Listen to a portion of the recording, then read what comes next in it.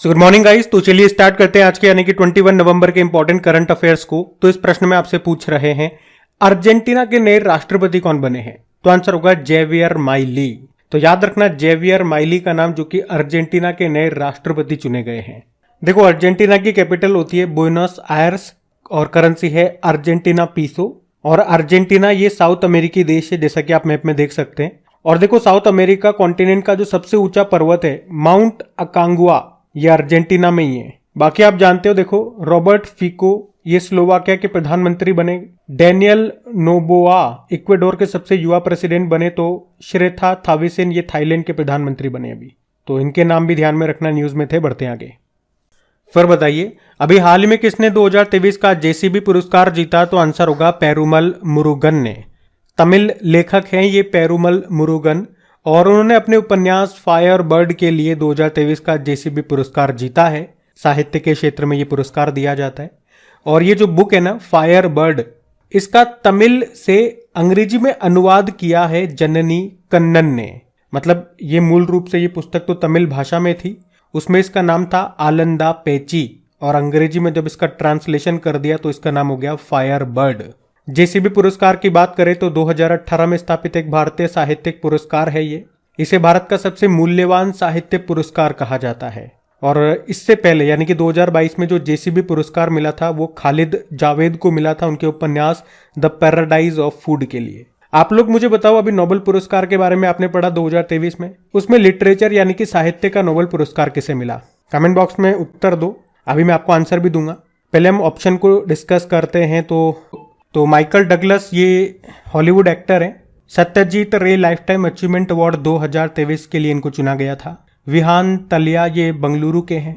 Wild life photographer of the year award इनको मिला, इसे फोटोग्राफर के ऑस्कर के रूप में भी जाना जाता है। और लुइस कैफरेली एबेल पुरस्कार 2023 जीता इन्होंने, जिसे गणित का नोबेल पुरस्कार कहा जाता है। मैंने आपसे पूछा साहित्य का नोबेल पुरस्कार अभी 2023 में किसे मिला, तो आंसर होगा जॉन फॉसे को। और इसका ट्रिकी वीडियो मैंने बना दिया है, अगर आप में से कोई वीडियो को पहली बार देख रहे हैं तो नोबेल पुरस्कार का वो ट्रिकी वीडियो एक बार जरूर देख लीजिएगा। यहाँ से प्रश्न बनेगा तो आपका गलत नहीं होगा, मात्र एक बार उस वीडियो को देखने से। डिस्क्रिप्शन में वैसे लिंक मिल जाएगा, या सिंपल सा सर्च मारना Nobel prize tricks 2023 crack exam. अभी बढ़ते हैं आगे। फिर बताइए अभी हाल ही में मिस यूनिवर्स 2023 का खिताब किसने जीता। तो आंसर होगा सेनिश पलाशियो। और ये किस देश के हैं? ये निकारागुआ देश की 23 वर्षीय टीवी होस्ट और मॉडल हैं सेनिश पलाशियो, जिन्होंने 72वीं मिस यूनिवर्स 2023 का खिताब जीत लिया है। और इन्हें ये खिताब किसने पहनाया? जो पिछले साल मिस यूनिवर्स रही थी, यानी कि मिस यूनिवर्स 2022 का खिताब किसने जीता, मेरा ये प्रश्न है।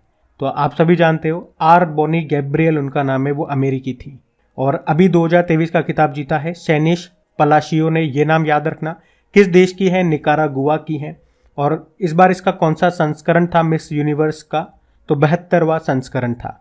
इसमें उपविजेता कौन रही? उपविजेता भी ध्यान रख लो, एंटोनिया पोसरलिड, ये थाईलैंड की है। और इसका आयोजन कहाँ पे हुआ ये भी याद रखना, एल सल्वाडोर में इसका आयोजन हुआ। एक पॉइंट जरूर याद रखना, मिस वर्ल्ड 2023 का आयोजन कहाँ पे होगा अभी नवंबर दिसंबर 2023 में? तो आंसर होगा भारत में। अच्छा, एक प्रश्न मैं आपके लिए छोड़ के जा रहा हूं कि मिस इंडिया 2023 का खिताब किसने जीता था, यह आप बताएं। और यहाँ पे एक बार मैं क्विक रिवाइज करा दूं आपको मिस यूनिवर्स और मिस वर्ल्ड के बारे में जो भारतीय रही हैं अभी तक। देखो मिस यूनिवर्स की बात हुई है तो पहले इसमें 3 भारतीयों ने अभी तक मिस यूनिवर्स का खिताब जीता है। 1994 में सुष्मिता सेन ने, सन 2000 में लारा दत्ता ने, और सन 2021 में हरनाज कौर सिंधु ने। वहीं मिस वर्ल्ड की बात करें तो 6 भारतीय विजेता रही हैं, यानी कि मिस वर्ल्ड का खिताब जीता है। 1966 में रीता फारिया, 1994 में ऐश्वर्या राय, 1997 में डायना हैडन, 1999 में युक्ता मुखी, सन 2000 में प्रियंका चोपड़ा, और सन 2017 में मानुषी छिल्लर। और लास्ट टाइम 2021 वाला ये हुआ था, 70 नंबर का एडिशन हुआ था, उसको कैरोलिना बिलावस्का ने जीता था, वो पोलैंड की हैं। अब 71 नंबर का एडिशन होगा मिस वर्ल्ड का, ये भारत में होगा। अब देखते हैं कौन विजेता रहता है, तो ये पॉइंट्स आप ध्यान रखना। अगला प्रश्न देखते हैं। अगला प्रश्न है अभी वर्ल्ड टॉयलेट डे कब मनाया गया? तो आंसर होगा 19 नवंबर को। तो हर साल 19 नवंबर को विश्व शौचालय दिवस के रूप में मनाया जाता है। इसे पहली बार 2001 में मनाया गया था। मनाने का उद्देश्य है लोगों को टॉयलेट की स्वच्छता और उससे स्वास्थ्य किस कदर प्रभावित हो सकता है इसके प्रति जागरूक करने के लिए ये दिन मनाते हैं। और इस बार की थीम है एक्सेलरेटिंग चेंज। वैसे आपको बता दूं अभी 19 नवंबर को 2 दिन हमने और बनाए, वो यहीं पे बता रहा हूं मैं आपको। एक सड़क यातायात पीड़ितों के लिए विश्व स्मरण दिवस है और इसकी थीम है याद रखें समर्थन करें। और एक महिला उद्यमिता दिवस वुमेन्स एंटरप्रेन्योर डे, ये भी 19 नवंबर को ही मनाते हैं हम। अच्छा, एक प्रश्न मैं आपसे पूछूं, टॉयलेट मैन ऑफ इंडिया के नाम से किन्हें जाना जाता है? ये प्रश्न मैंने आपको कई बार बताया है और अभी ये न्यूज में भी था इनका नाम, क्योंकि अभी इनका निधन हो गया। तो ये प्रश्न तो मैं आप ही से जानना चाहूंगा, टॉयलेट मैन ऑफ इंडिया किन्हें कहा जाता है? और जब भी डे वाला प्रश्न आता है उस महीने के सारे डेज में आपको रिवाइज कराता हूँ, तो आज मैं आपको रिवाइज नहीं कराऊंगा। आज आपसे कहूंगा कि आपको नवंबर के सारे डेज कमेंट बॉक्स में लिखने हैं और देखना है कि आपको याद है या नहीं है। हम बढ़ेंगे आगे। फिर बताइए, अभी हाल ही में सुप्रीम कोर्ट के द्वारा लॉन्च किए गए मंथली न्यूज लेटर को क्या नाम दिया गया? तो आंसर होगा सुप्रीम कोर्ट क्रॉनिकल। तो सुप्रीम कोर्ट ने अपना मंथली न्यूज लेटर लॉन्च किया है। इसमें क्या होगा? इसमें सुप्रीम कोर्ट अपनी महीने भर की जो भी कार्रवाई होंगी, जो भी बड़ी बड़ी घोषणाएं वो करता है, जो भी फैसले लेता है, उन सब के बारे में इस मंथली न्यूज लेटर में छापा जाएगा, बताया जाएगा। और अभी इसे क्या नाम दिया गया? सुप्रीम कोर्ट क्रॉनिकल इसे नाम दिया गया और इसको लॉन्च किया अभी हमारे जो चीफ जस्टिस ऑफ इंडिया हैं DY चंद्रचूड़ ने। हर महीने आएगा ये। और आपको याद होगा अभी DY चंद्रचूड़ जी ने ही मिट्टी कैफे भी लॉन्च किया था, जिसका संचालन दिव्यांग जन करेंगे। और अभी DY चंद्रचूड़ जी को एक अवार्ड मिला था, ग्लोबल लीडरशिप अवार्ड। किसने दिया था? हार्वर्ड लॉ स्कूल ने दिया था। अभी सुप्रीम कोर्ट ने सुस्वागतम पोर्टल लॉन्च किया था, उससे पहले फास्टर पोर्टल लॉन्च किया था और एक सुपेस पोर्टल भी इन्होंने लॉन्च किया था। और अभी DY चंद्रचूड़ जी ने ही ई निरीक्षण सॉफ्टवेयर भी लॉन्च किया था, जो क्या काम करेगा? अदालत के जो भी कार्रवाई, जो भी फैसले होते हैं, वो 4 भाषाओं में उसको अनुवादित करेगा। वैसे फैसले तो अंग्रेजी में होते हैं, लेकिन उसका अंग्रेजी से 4 भाषाओं में अनुवादित करेगा ये सॉफ्टवेयर। कौन कौन सी है वो 4 भाषाएं? हिंदी, गुजराती, उड़िया और तमिल। और आप जानते हो सुप्रीम कोर्ट ये किस आर्टिकल के तहत रिट जारी करता है? तो आर्टिकल 32। और हाई कोर्ट ये किस आर्टिकल के तहत रिट जारी करता है? तो आर्टिकल 226। ये जरूर याद रखना। अगला प्रश्न देखते हैं। फिर बताइए, अभी हाल ही में किस राज्य के सीब कथॉर्न फल को GI टैग मिला है? तो आंसर होगा लद्दाख। तो सीबक थॉर्न फल ये एक औषधीय फल है, जिसे वंडर बेरी, लेह बेरी और लद्दाख गोल्ड के नाम से भी जाना जाता है। इस फल में विटामिन A, विटामिन B2 और विटामिन C के साथ साथ ओमेगा ऑयल भी होता है। और ये लद्दाख का चौथा प्रोडक्ट है जिसे अभी GI टैग मिला है। इससे पहले लद्दाख की पश्मीना शॉल, खुबानी और लद्दाख की लकड़ी की नक्काशी को GI टैग मिला था। देखो, GI टैग मतलब होता है जोग्राफिकल इंडिकेशन टैग। ये अधिनियम है 1999 का, लागू हुआ 2003 में और पहली बार ये मिला था सन 2004 में दार्जिलिंग टी को, जो कि है पश्चिम बंगाल की। तो ये आप ध्यान रखना। अगला प्रश्न देखते हैं। फिर बताइए, अभी हाल ही में ओपन AI के CEO किसे नियुक्त किया गया? तो आंसर होगा मीरा मूर्ति को। ओपन AI, ये नाम तो आपने सुना होगा ना, ये अमेरिकी कंपनी है। और अभी चर्चा में क्यों रही थी ये? क्योंकि इसने ChatGPT को लॉन्च किया था। ChatGPT का निर्माण इसी ने किया था, जो कि एक आर्टिफिशियल इंटेलिजेंस है। और अभी इसके नए CEO बन गई हैं मीरा मूर्ति। और ये प्रश्न हमारे लिए इसीलिए इंपॉर्टेंट है क्योंकि ये भारतीय मूल की हैं। किसका स्थान लेंगी ये? सैम ऑल्टमैन का।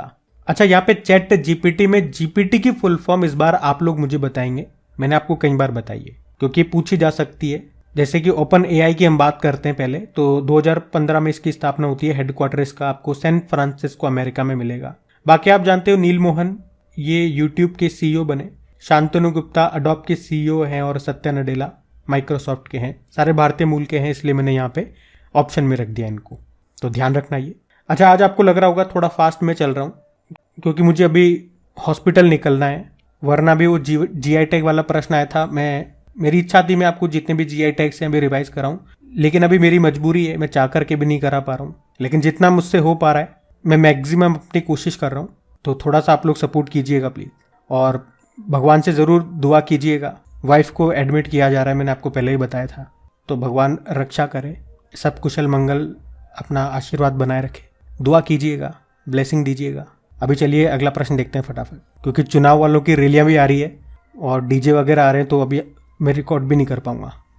चलिए फिर बताइए, क्या है प्रश्न? अभी हाल ही में किस राज्य ने शिक्षा में समानता के लिए हर बच्चे के लिए हर अधिकार अभियान शुरू किया? तो आंसर होगा उत्तर प्रदेश। तो अभी उत्तर प्रदेश सरकार ने छात्रों के लिए समान अवसर सुनिश्चित करने के लिए अभी ये हर बच्चे के लिए हर अधिकार नाम से एक अभियान शुरू किया है। इस अभियान का विषय लैंगिक समानता यानी कि जेंडर इक्वलिटी और देखभाल और समर्थन पर केंद्रित है।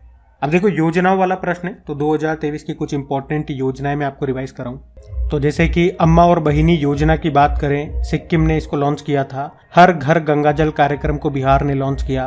प्राणवायु देवता पेंशन योजना हरियाणा ने इसको शुरू किया। क्रेच नीति शुरू करने वाला पहला राज्य ये हरियाणा ही है। वन टैप वन ट्रे अभियान को उत्तर प्रदेश ने शुरू किया। और केंद्र सरकार ने दुष्कर्म पीड़ित नाबालिग लड़कियों के लिए कौन सी योजना शुरू की? तो आंसर होगा मिशन वात्सल्य योजना। जबकि आज़ादी के अमृत महोत्सव के समापन के लिए केंद्र सरकार ने एक अभियान शुरू किया था, उसका नाम है मेरी माटी मेरा देश। मेरा बिल मेरा अधिकार योजना, इसको हरियाणा ने शुरू किया था। अभी चुनाव वाले बरसाती मेंढक आ चुके हैं, आपको आवाज़ आ रही होगी। फटाफट से अभी हम बढ़ते हैं आगे। फिर बताइए, अभी हाल ही में प्रधानमंत्री नरेंद्र मोदी ने उत्तर प्रदेश के किस स्थान पर ब्रज राज्य उत्सव मनाया? तो आंसर होगा मथुरा में। तो अभी मोदी जी ने मथुरा में ब्रज राज्य उत्सव में हिस्सा लिया। संत मीराबाई की जयंती को चिन्हित करते हुए ये ब्रज राज्य उत्सव मनाया जा रहा है। और प्रधानमंत्री जी की मौजूदगी में मीरा जी के जीवन पर आधारित नृत्य नाटिका आयोजित यहाँ पे की गई। अच्छा, कुछ महोत्सव मैं आपको यहाँ पे रिवाइज करा दूँ सॉरी। जैसे कि लोसर फेस्टिवल हो गया, ये लद्दाख में मनाया जाता है। लद्दाख में जांस्कर महोत्सव, हेमिस फेस्टिवल, स्पितुक गस्तर महोत्सव, ये सब मनाए जाते हैं। वांगला उत्सव ये मेघालय का है। लूसाफोन महोत्सव है गोवा का। संगाई फेस्टिवल मणिपुर का है, मणिपुर में ही योसांग महोत्सव भी मनाया जाता है। हुंग थड़ो महोत्सव भी होता है यहाँ पे। और पहला अंतर्राष्ट्रीय समुद्र तट महोत्सव ये मनाया गया केरल में। धानु जात्रा महोत्सव ये उड़ीसा का है। चेरचेरा महोत्सव ये छत्तीसगढ़ का है। छत्तीसगढ़ में हरेली उत्सव भी मनाया जाता है, जबकि हरेला होता है उत्तराखंड का। बिहू फेस्टिवल है असम का। और माघी मेले का आयोजन ये पंजाब में होता है। जबकि चिथिरई महोत्सव ये तमिलनाडु में मनाया जाता है। तमिलनाडु से याद रखना, आदि पेरक्कू महोत्सव का आयोजन ये तमिलनाडु में ही होता है, तो ये ध्यान रखना। ये नेता लोगों के प्रचार प्रसार में ये नेता लोगों ने ऐसी हद कर रखी है, ऐसा बुरी तरह से जाम लगा देते हैं। कोई इमरजेंसी में, जैसे मुझे अभी हॉस्पिटल जाना है पेशेंट को लेकर के, तो बहुत मुसीबत हो जाती है। ये जब 5 साल तक घरों से बाहर नहीं निकलते तब भी जनता के लिए मुसीबत रहती है, और जब बाहर निकलते हैं तब भी मुसीबत रहती है। चलो अगला प्रश्न देखते हैं हम। फिर बताओ, अभी हाल ही में एस वेंकटरमण का निधन हो गया। वे क्या थे? ये आरबीआई के पूर्व गवर्नर थे। नाम था एस वेंकटरमण, जिनका अभी 18 नवंबर को निधन हो गया। 92 वर्ष की उम्र में निधन हुआ इनका। आरबीआई के गवर्नर ये किस वर्ष थे? ये 1990 से लेकर 1992 तक, 1992 तक आरबीआई के गवर्नर थे। 18वें नंबर के थे। आपको बताया अभी वर्तमान में आरबीआई के गवर्नर कौन है? शक्तिकांत दास हैं। ये 25वें नंबर के हैं। चलो बताओ अभी इन्हें कौन सा अवार्ड मिला था? अवार्ड मिला था इनको अभी एक। वैसे हमारे पहले ब्रिटिश गवर्नर हैं ऑसबॉर्न स्मिथ, और पहले भारतीय गवर्नर कौन है? ये सीडी देशमुख हैं। और वैसे नंबर वाइज देखोगे तो ये 3रे नंबर के हैं आरबीआई गवर्नर, लेकिन भारतीय गवर्नर के रूप में देखोगे तो ये पहले नंबर पे हैं। और अभी इनके नाम पे एक रेलवे स्टेशन का नाम भी रखा गया है, बताओ कौन सा है वो? तो गाइज ये था आज का आपका करंट अफेयर्स का सेशन। थोड़ा जल्दी जल्दी करके मैंने बताया आपको, फिर भी बताइएगा कैसा लगा आपको सेशन। और वीडियो को प्लीज़ लाइक ज़रूर कीजिएगा। और हमारा जो लाइक का टारगेट रहता है 5000 लाइक का, वो प्लीज़ पूरा करने में मदद कीजिए। अपने दोस्तों के साथ में वीडियो को आज आपको शेयर ज़रूर करना है। और जैसा कि मैंने आपको बताया, गॉड से प्रेयर ज़रूर करनी है, दुआ कीजिएगा, सब स्वस्थ रहें, मस्त रहें, ईश्वर सब ठीक करे। बाकी इनकी क्विज मिल जाएगी आपको क्रिक एग्जाम एप्लीकेशन पे, PDF भी आपको मिल जाएगी। लिंक आपको नीचे डिस्क्रिप्शन बॉक्स में मिलेगा। अभी चलो कल के करंट अफेयर्स का भी मैं आपको क्विक रिवीजन करवा दूं। तो पहला प्रश्न पूछा था, वनडे विश्व कप 2023 का प्लेयर ऑफ द टूर्नामेंट का अवार्ड किसने जीता? विराट कोहली ने।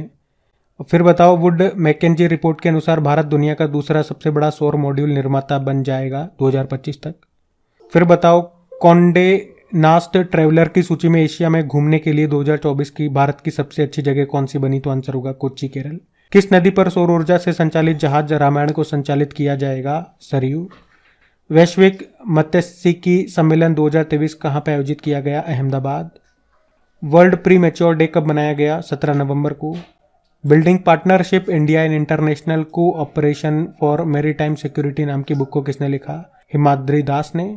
और किस कंपनी ने दुनिया का पहला ship to ship LNG transfer पूरा किया? तो गेल ने। नवंबर 2023 में किस जीवन बीमा कंपनी ने उत्कृष्टता के लिए गोल्डन पीकॉक पुरस्कार जीता? HDFC लाइफ ने।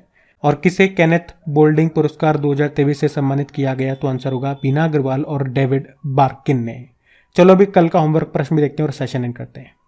तो कल के वीडियो में पूछा था महाराष्ट्र सरकार ने किसे पहला उद्योग रत्न अवार्ड देने के फैसला किया? तो आंसर होगा रतन टाटा जी को। आप सभी ने प्रश्न का बिल्कुल सही उत्तर दिया। अब ये आज का आपका होमवर्क प्रश्न।